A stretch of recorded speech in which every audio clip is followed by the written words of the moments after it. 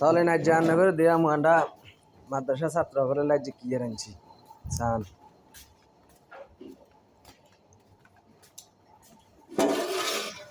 এখানে সে গিয়ে মুরগি দিয়ে আলু দিয়ে রান্না করছি।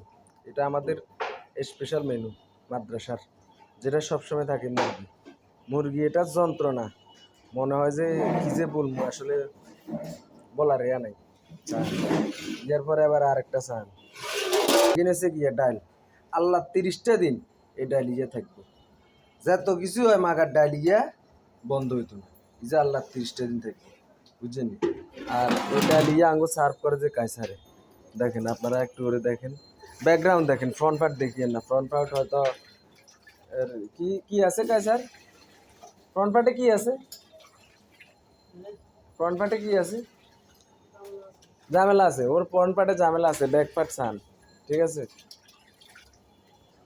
এখন মনে করেন টেবিল টুবিল গুছাই দিছি, ওই যে 9টা বাজবো, 9টা 10 কি 15তে ছাত্ররা খাইতে আসবে, খাবে, পানির মগটা পুড়ে দিচ্ছে।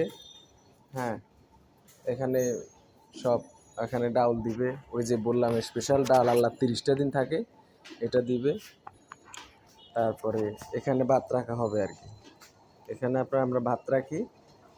তারপরে এখান থেকে ছাত্ররা নেয়, নেওয়ার পরে আপনার ওই যে ওইখান থেকে একজনে মানে ভাতগুলা এগুলা ওকে দেয়, বাড়ি দেয় আর কি।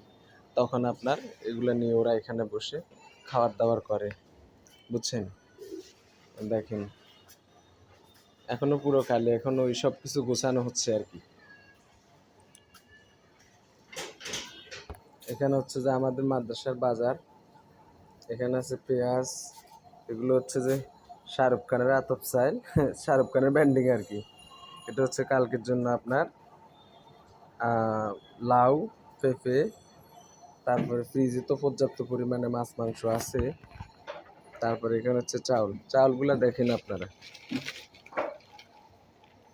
হয়তো এটা কেউ পছন্দ করবেন, আবার কেউ করবে না, এরকম।